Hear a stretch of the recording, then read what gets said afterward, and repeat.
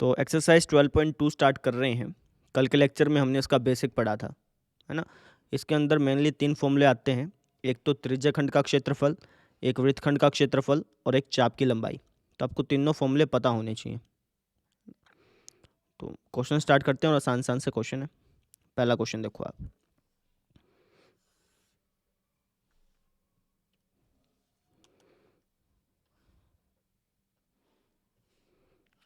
देखो, कह रखा है कि 6 सेंटीमीटर त्रिज्या वाले एक वृत्त के एक त्रिज्याखंड का क्षेत्रफल ज्ञात कीजिए जिसका कोण 60 डिग्री है।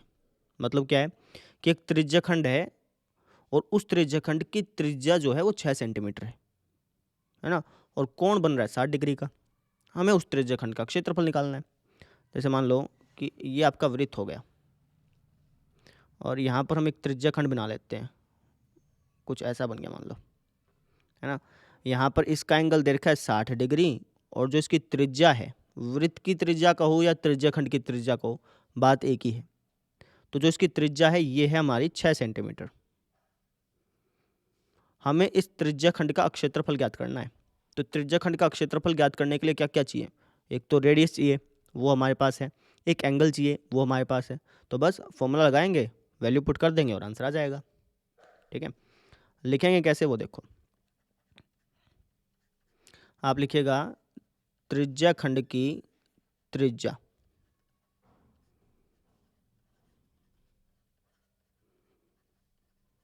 मतलब आर। त्रिज्याखंड की कितनी त्रिज्या है? 6 सेंटीमीटर त्रिज्या है। फिर त्रिज्याखंड का कोण मतलब थीटा, कोण है जी 60 डिग्री का। हमें निकालना है त्रिज्याखंड का क्षेत्रफल। त्रिज्याखंड के क्षेत्रफल का क्या फॉर्मूला बताया था? यह था थीटा बटा 360 गुणा में पाई आर स्क्वायर। ठीक है, तो थीटा कितना हमारा 60 है, बटे में 360 गुणा में पाई आर स्क्वायर। पाई की वैल्यू हो गई 22/7, आर की वैल्यू 6 सेंटीमीटर गुणा में 6 सेंटीमीटर। अच्छा, कईयों का डाउट होता है कि जी आपने यहाँ पे 60 डिग्री नहीं लिखा। ठीक है, तो एक बात समझिएगा, अगर आप यहाँ पे 60 डिग्री लिखेंगे ना तो यहाँ पे आपको 360 डिग्री लिखना पड़ेगा। ये जब हमने फॉर्मूला बनाया था तो यहाँ पे लिखा है थीटा बटा 360, है ना। अब आप इसको अगर थीटा बटा 360 डिग्री लिखेंगे तब तो आप यहाँ पे डिग्री लगा दीजिए। अगर यहाँ पे थीटा बटा 360 लिख रहे हैं तो यहाँ पर भी 60 ही लिखिए, डिग्री मत लगाइए। अल्टीमेटली करना क्या है कि डिग्री से भी डिग्री कटनी है ना। अगर आप एक जगह डिग्री लगा देंगे, एक जगह नहीं लगाएंगे, फिर दिक्कत है। या तो आप दोनों जगह डिग्री लगाओ या फिर एक जगह भी मत लगाओ। ठीक है ना, बहुत छोटी छोटी बातें हैं और ये बहुत बड़ा फैक्ट करती हैं। ठीक है, तो मैंने दोनों जगह डिग्री नहीं लगाई। तो ये आ गया 60 से ये कट गया 6 पे, कुछ कुछ 36 हो गए, और 6 से 6 कट गया और कुछ कट नहीं रहा।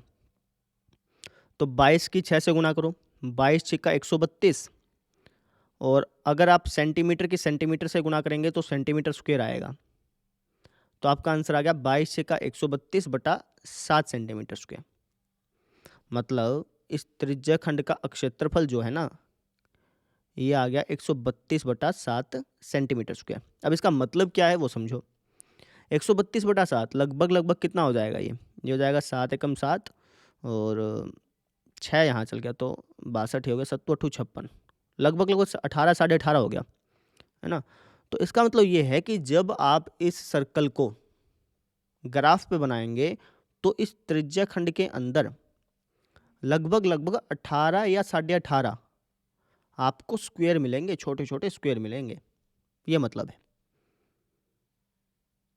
बस समझ में आ गई। तो इस तरीके से हमने क्वेश्चन सोल्व करना है, कर लेंगे, आसान था। अब देखो आप सेकंड।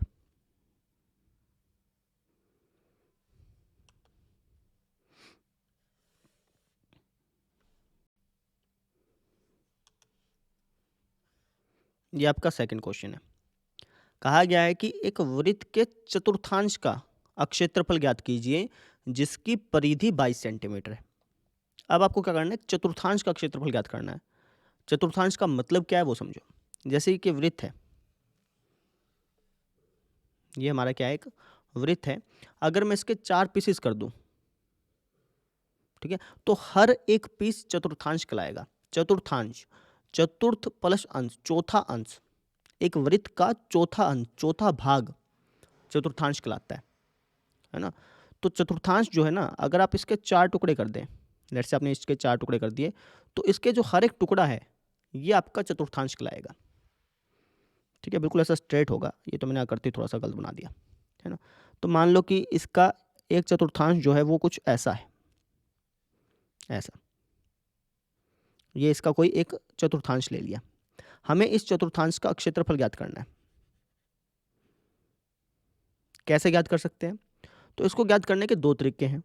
एक तो आप इसको त्रिज्याखंड लेके ज्ञात करें, भाई ये भी तो एक त्रिज्याखंड ही है, तो त्रिज्याखंड के हिसाब से ज्ञात कर लें। या फिर आप क्या कर सकते हैं, इस पूरे सर्कल का एरिया ज्ञात कर लें और उसको 4 से भाग दे दें, है ना। यानी चतुर्थांश का एरिया क्या हो जाएगा, पाई आर स्क्वायर बटा 4। बात समझ में आ गई ना। पूरे सर्कल का एरिया ज्ञात कर लिया और उसका चौथा भाग, उसको 4 से भाग कर दिया, तो किसका एरिया आएगा, चतुर्थांश का आएगा। दोनों तरीके से आप कर सकते हैं। ठीक है, तो कौन से तरीके से करें,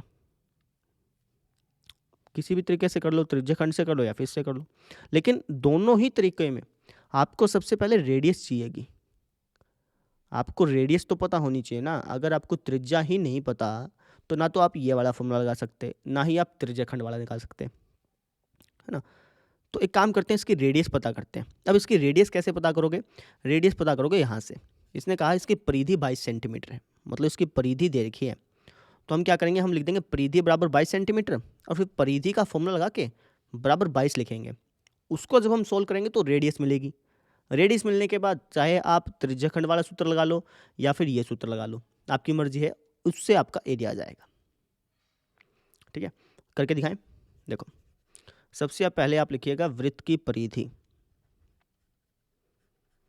वृत्त की परिधि, वृत्त की परिधि हमें दे रखी है 22 सेंटीमीटर। अच्छा, वृत्त की परिधि का सूत्र होता है 2 पाई आर, है ना, बराबर कितना है, 22 सेंटीमीटर है। तो यहाँ से मैं आर की वैल्यू निकाल लेता हूँ। आर की वैल्यू क्या आ जाएगी, ये आ जाएगा 2 गुणा 22/7 गुणा में आर बराबर 22 सेंटीमीटर, कुछ ऐसा हो गया।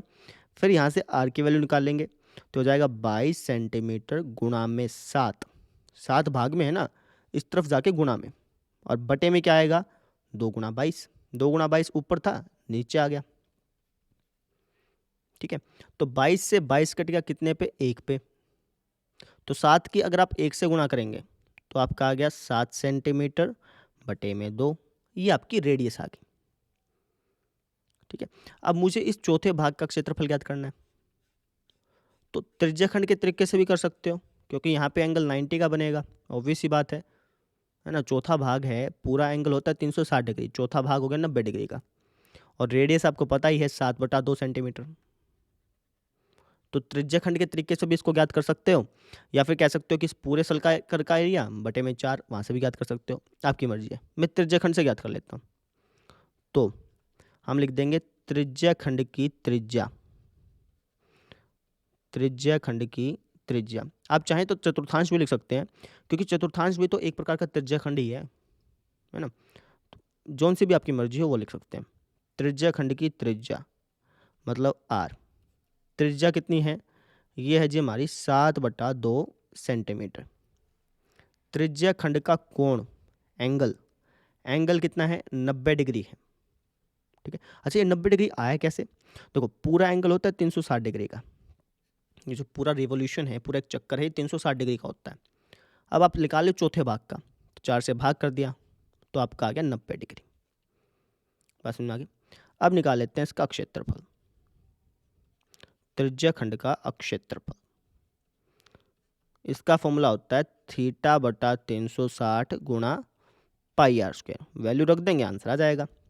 थीटा की वैल्यू कितनी है, 90/360 गुणा पाई की वैल्यू 22/7 गुणा में आर, त्रिज्या 7/2 इंटू 7/2। सेंटीमीटर में बाद में लिख दूंगा लास्ट में, है ना। 7 से 7 कट गया, 90 चौका 360, 2 दूनी 4, ये 11 पे कट गया। और तो कुछ नहीं घट रहा ना, नहीं। तो आपका आ गया 11 सत्ता 77 बटे में 2 दूनी 4, 4 दूनी 8, 77/8 सेंटीमीटर स्क्वायर। ये आपका इस चतुर्थांश का क्षेत्रफल आ गया। बस में आ गई। सबसे पहले हमने लिखा वृत्त की परिधि, वहाँ से हमें रेडियस मिल गई, एंगल भी पता चल गया, फिर वहाँ से हमने क्षेत्रफल ज्ञात कर लिया। सिंपल कर लेंगे। अब देखिए इसका थर्ड पार्ट।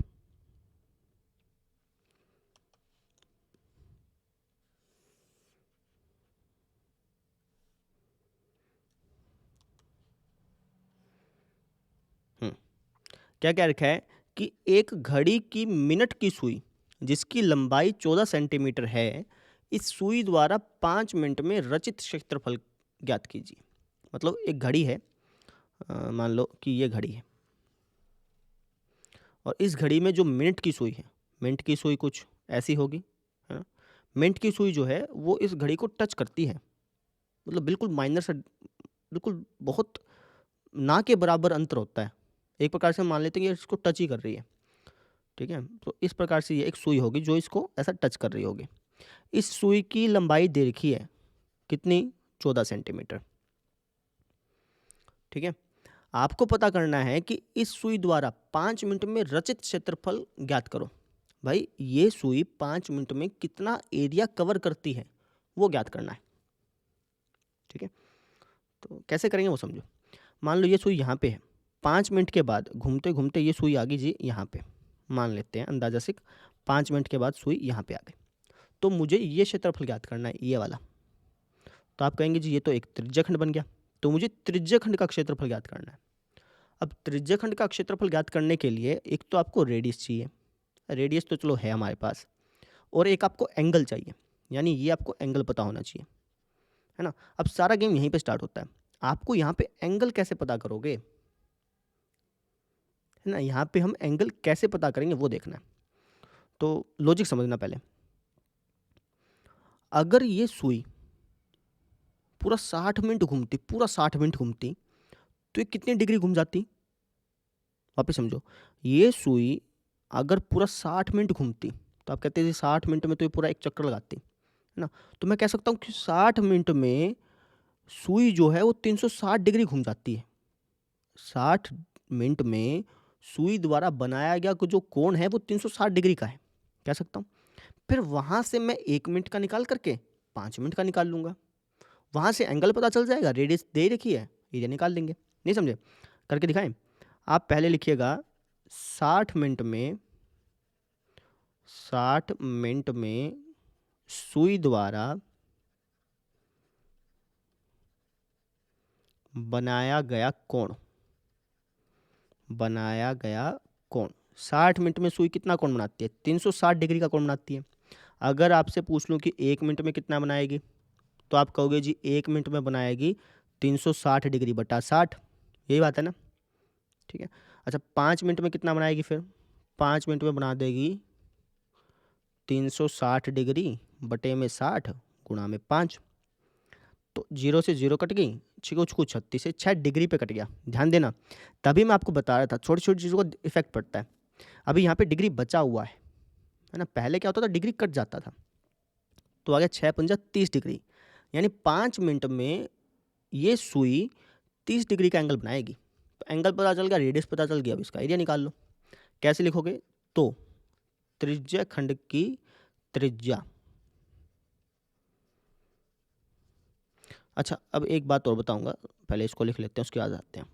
मतलब आर ये है 14 सेंटीमीटर, त्रिज्याखंड का कोण मतलब थीटा, कोण कितना है 30 डिग्री।